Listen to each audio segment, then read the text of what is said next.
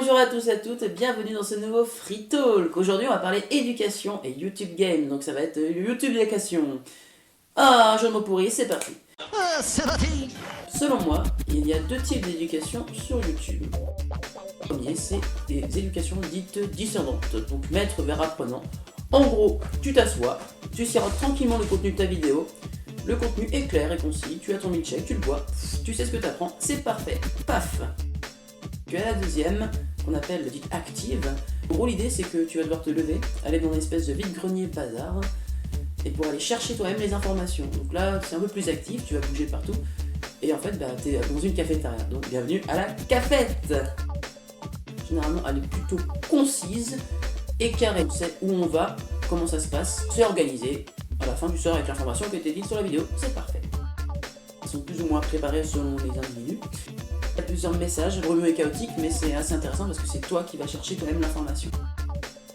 L'avantage en gros de ce mode sirotage, c'est que tu es tranquillement, tu sais ce que tu vas chercher, donc c'est organisé. Donc pour les gens qui ont besoin d'ordre, c'est parfait, hop, c'est déjà préparé. Voilà. Pour les gens les plus actifs, le deuxième est plus intéressant car il y a des gens qui ne peuvent pas tenir en place juste à siroter, ils ont envie de tout mélanger, mettre tous les fruits du monde, créer eux-mêmes leur milkshake. Ils vont aller dans cette cafétéria bazar souk, Marrakech, tout ça. Ils vont aller bouger, ils vont récupérer leurs fruits, leurs bananes, ils vont récupérer un petit légume, un petit tapis du coin, ils vont le mettre ensemble, ça va mixer et ça va faire leur mixture. Je vous conseille pas de boire un milkshake au tapis. Ils vont faire leur tambouille et c'est ça qui les intéresse, en fait c'est de créer leur tambouille et de créer leur connaissance comme ça. Ils n'ont pas envie d'avoir les choses qui leur sont données, ils ont envie de les créer. C'est que ça permet d'avoir une diversité du style éducatif, pas juste tomber sur un qui convient qu'à une partie de la société et que l'autre qui soit en PLS en train de regarder en mode je veux pas boire un milkshake à la banane. J'ai un milkshake kiwi, chaussures et joueur du grenier.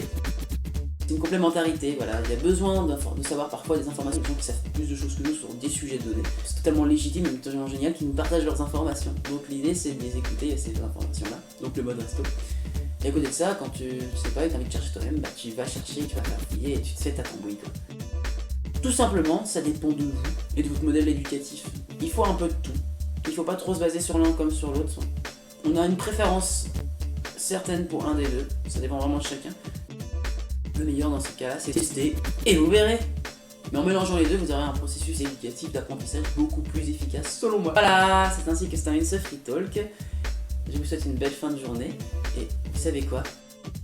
Vous êtes fiers de moi? C'était fluide aujourd'hui, hein.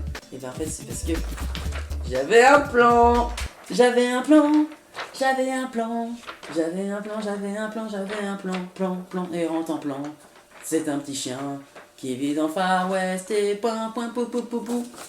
Ne t'inquiète pas, ça va bien se passer. Bien se passer, ne t'inquiète pas.